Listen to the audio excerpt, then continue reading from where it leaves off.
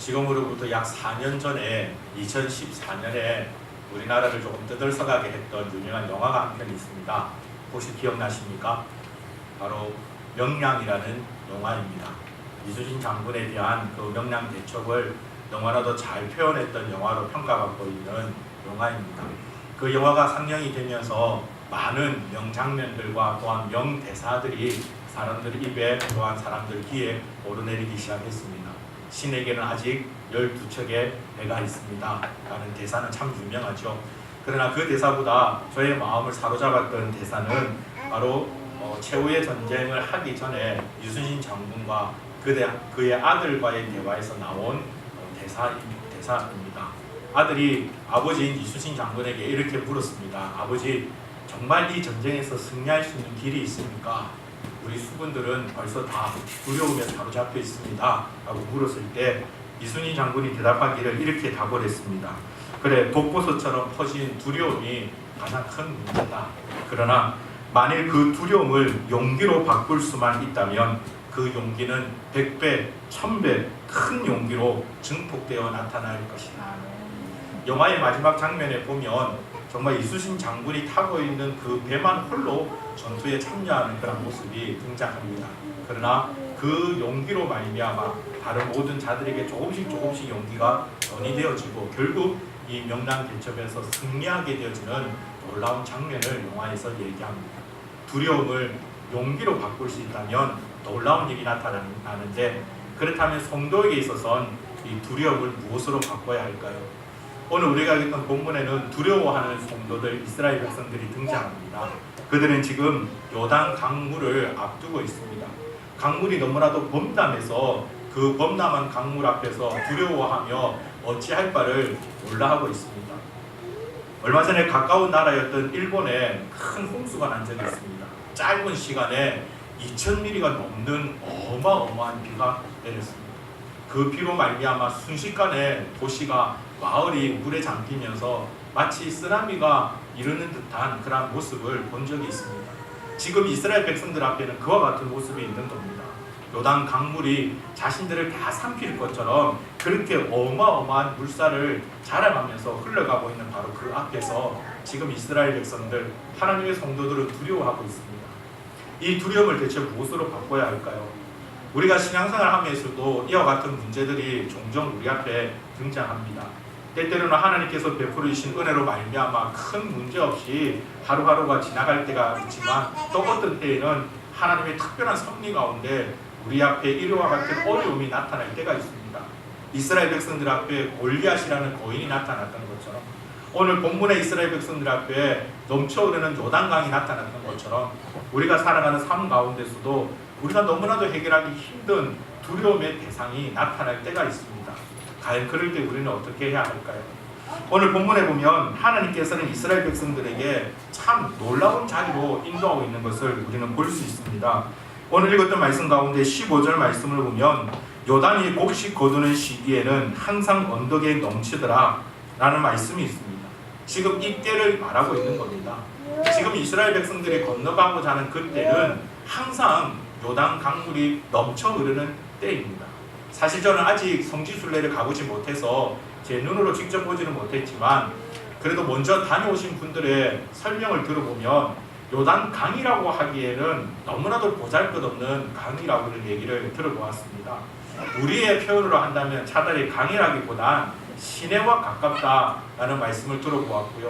어떤 분은 정말 조금만 힘을 내서 뛰면 한 번의 뜀박질로 강 이편에서 강 저편으로 건너갈 수 있겠다라고 얘기할 수 있을 정도로 마치 도랑과 같은 그런 강이었다라는 말씀을 들은 적이 있습니다.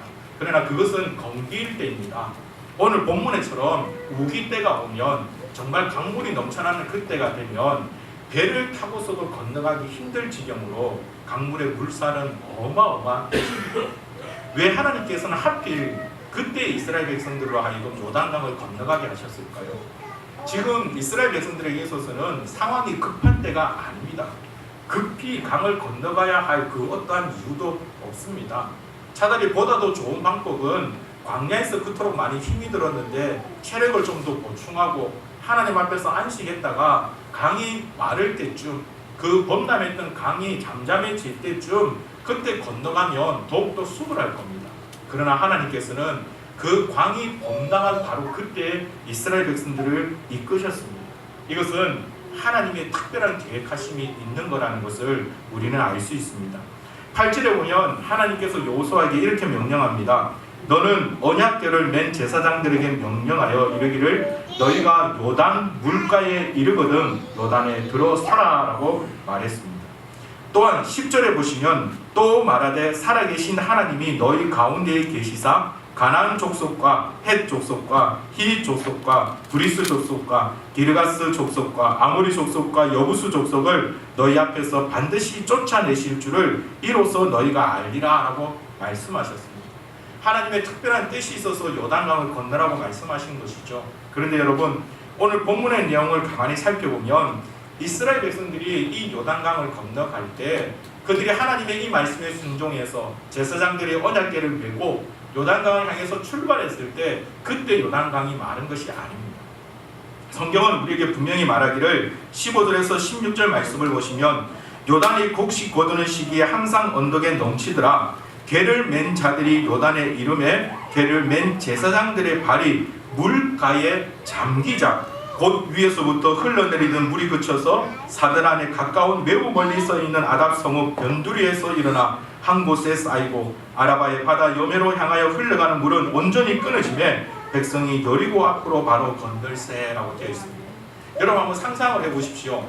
하나님 말씀에 순종해서 제사장들이 언약궤를 메었습니다. 그리고 그 제사장 뒤로 이스라엘의 12지파 백성들이 따라가고 있습니다. 그들이 지금 바라보는 시선에는 첫 번째 언약궤를 맨 제사장이 보입니다. 그러나 사실 언약궤를 맨 제사장보다 그들의 눈에 먼저 들어왔던 것은 범람한 강이었을 것입니다. 무시무시한 강입니다. 정말 사람의 눈에는 두려울 존재, 무엇과도 비교할 수 없는 공포의 대상인 범람한 강이 그들 앞에 놓여 있습니다. 언약궤를 맨 제사장이 한 걸음 한 걸음 내디딜 때마다 이스라엘 백성들은 그 뒤를 따라서 같이 동일하게 한 걸음 한 걸음 내딛습니다. 그러나 가까이 가면 가까이 갈수록 이 요단강이 잠잠해지는 것이 아니라 요단강은 여전히 동일하게 넘칠거리고 있었습니다. 범람하고 있었습니다. 범람하는 그 강을 멀리서 보는 것과 가까이서 가서 보는 것은 다릅니다. 지금 이스라엘 백성들 앞에는 그 범람한 강이 가까워질수록 그들의 마음속에 더 큰 두려움이 샘솟기 시작했을 것입니다. 멀리서 바라볼 때는 그래도 하나님께서 말씀하셨으니까 무슨 일이 생길 거야, 놀라운 일이 생길 거야 라는 기대하는 마음도 있었을 겁니다. 그러나 그 강에 가까워지면 가까워질수록 범람하는 그 물을 보면서 이스라엘 백성들은 두려워 떨기 시작했을 것입니다. 정말 무서웠을 것입니다. 그 겁은 이루 말할 수 없을 것입니다. 그런데 언약궤를 맨 제사장의 그 첫 발이 그 범람한 요단강을 밟자마자 강은 곧 갈라졌다라고 성경은 우리에게 말씀하고 있습니다. 이 모든 것은 하나님께서 우리에게 보여주시는 놀라운 의도가 담겨져 있습니다. 우리가 이 땅에서 신앙생활하면서 두려움이 있을 때가 있습니다. 무서움이 있을 때가 있습니다. 오래전에 우리나라를 지켰던 수군은 그 두려움을 용기로 바꿨다면 오늘날 성도는 이 두려움을 하나님을 향한 믿음으로 바꿔야만 합니다. 우리의 삶 가운데 여전히 두려움은 남아 있습니다. 가까이 가면 가까이 갈수록 더욱더 두려운 범람한 요단강 같은 그러한 어려움들이 우리 앞에 놓여 있을 수 있습니다. 그러나 그 두려움을 굳건한 하나님을 향한 믿음으로 바꿀 수 있다면 아무리 무서운 요단강이 우리 앞에 서 있다 할지라도 거대한 골리앗이 우리 앞에 서 있다 할지라도 그 모든 것은 한낱 보잘것없는 것으로 바뀌게 됩니다. 성도에게 필요한 것은 바로 이와 같은 하나님을 향한 믿음입니다. 그 믿음에 대한 순종입니다. 두려움이 우리 앞에 다가온다 할지라도 오늘 본문에 나타났던 이스라엘 백성들처럼 한 걸음 한 걸음 하나님을 신뢰하는 마음으로 그 걸음을 내딛는 자가 되어야 합니다. 믿음은 말로서 표현할 수 있는 것이 아닙니다. 믿음은 우리의 행동으로 나타나는 것입니다. 오늘 본문의 이스라엘 백성들은 그와 같은 행동을 보여준 것입니다. 그들도 두려웠을 것입니다. 그들도 무서웠을 것입니다. 강을 바라보면서 혹시나 저 강에 휩쓸리지는 아니할까, 빠져 죽지는 아니할까 두려웠을 것입니다. 그러나 그 두려움을 넘어선 하나님을 향한 믿음의 고백이 있기에 그들은 그 강을 향하여 한 걸음 한 걸음 내딛기 시작했고 결국 하나님께서 하시는 놀라운 일을 이스라엘 백성이 보게 되어진 것입니다. 사랑하는 성도 여러분, 오늘 여러분이 살아가시는 삶 가운데서도 이와 같은 놀라운 일들을 경험하는 자들이 되길 주님의 이름으로 축복합니다. 하나님을 신뢰하며 나아갈 때 우리는 하나님께서 행하시는 놀라운 일들을 보게 됩니다. 성도가 이 땅에서 자랑할 수 있는 것이 바로 이것입니다. 내가 하나님을 붙잡고 나아갔더니 하나님께서 이와 같은 놀라운 일들을 행하셨다라는 것이 바로 우리가 이 땅에서 자랑할 수 있는 유일한 것일 줄 믿습니다. 하나님을 신뢰하며 하나님의 그 놀라운 모습을 우리의 삶 가운데 발견할 수 있는 자들이 되길 주님의 이름으로 축복합니다. 믿음의 순종은 참 쉽지 않은 일입니다. 다시 한 번 더 말씀드리지만 이스라엘 백성들이 언약궤를 맨 제사장, 그 첫 번째 선 제사장의 그 발이 요단강에 잠기기 전까지는 아무런 변화가 없었습니다. 우리는 때때로 하나님 앞에 도전받고 말씀으로 은혜받고 찬양 가운데 은혜를 받아서 우리 마음속에 결심할 때가 있습니다. 그 결심과 동시에 우리의 문제가 해결되어지면 좋을 것 같은데 그 결심과 동시에 나의 모든 것들이 다 달라지면 좋을 것 같은데 실상은 그렇지 않습니다. 뜻을 정했던 다니엘 앞에 더 어려운 문제가 있었던 것처럼 사실 우리가 하나님 앞에 거룩하게 살아가려고 뜻을 정하면 그것으로 모든 문제가 해결되어지는 것이 아니라 더 어려운 문제가 우리 가운데 다가섭니다. 그런데 바로 그때가 우리의 믿음의 결단이 필요한 때입니다. 바로 그 순간이 우리가 하나님을 향한 더 놀라운 믿음을 붙잡고 나아가야 될 때입니다. 아무리 두려운 존재가 우리 앞에 놓여진다 할지라도 아무리 어려운 문제가 우리 앞에 놓여진다 할지라도 전지전능하신 여호와 하나님을 믿는다면 그 믿음의 고백으로 한 걸음 한 걸음 내딛는 성도가 되어야 합니다. 우리가 그렇게 걸음을 내딛으며 나아갈 때 우리는 하나님께서 부어주시는 놀라운 일을 보게 되어집니다. 사랑하는 성도 여러분, 오늘 이 자리에 계시는 모든 분들이 오늘 본문에 나타난 17절의 놀라운 모습을 우리의 눈으로 직접 보는 자들이 되길 주의 이름으로 축복합니다. 우리 17절 말씀을 같이 한번 읽어보겠습니다. 여호와의 언약궤를 맨 제사장들은 요단 가운데 마른 땅에 굳게 섰고 그 모든 백성이 요단을 건너기를 마칠 때까지는 모든 이스라엘은 그 마른 땅으로 건너갔더라. 여러분 한번 이 장면을 상상해 보십시오.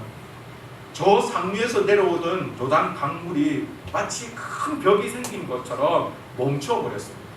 하루로 내려가는 강은 말라버렸습니다. 성경은 그 마른 땅을 가리켜 마른 땅이라고 얘기합니다. 완전히 말라버린 땅이라고 얘기합니다. 그 땅에 제사장, 언약궤를 맨 제사장이 굳게 서 있습니다. 얼마나 놀라운 광경입니까? 얼마나 놀라운 모습입니까? 하나님 말씀에 순종하며 나아가는 자가 발견할 수 있는 놀라운 은혜입니다. 여러분 삶 가운데 이와 같은 일들이 있기를 주의 이름으로 축복합니다. 사실 우리 주변에 이와 같은 믿음의 결단으로 순종한 자들은 종종 이런 놀라운 고백을 하는 모습을 우리는 볼 수 있습니다. 하나님 앞에 온전히 11조를 하지를 못하다가 정말 과연 내가 이 11조 드림으로 말미암아 손해보지는 않을까, 내가 오히려 더 실패하지는 않을까 두려움이 있었지만 그럼에도 불구하고 하나님 말씀에 순종하여 온전한 11조를 하나님 앞에 올바르게 드렸더니 정말 하나님께서 복 주시는 놀라운 일들을 경험한 성도가 우리 주변에 있지 않습니까? 새벽에 나와서 새벽 제단을 쌓는 것이 너무나도 어렵고 힘이 들지만 여러 가지 많은 문제들이 있지만 그럼에도 불구하고 하나님을 신뢰하는 마음으로 결단하고 순종했더니 기도하는 그 가운데 임재하시는 하나님의 놀라운 은혜를 경험하는 성도들이 있지 않습니까? 공통점은 하나님을 신뢰하며 그 하나님의 말씀에 순종한 결과입니다. 사랑하는 성도 여러분, 그러므로 하나님 앞에 순종하며 나아갈 수 있는 놀라운 믿음의 백성들이 되길 주님의 이름으로 축복합니다. 지금 이 시간에 경주에서는 우리 주일학교 친구들이 저녁 집회 가운데 있습니다. 약 700명이 넘는 친구들이 모였다라고 합니다.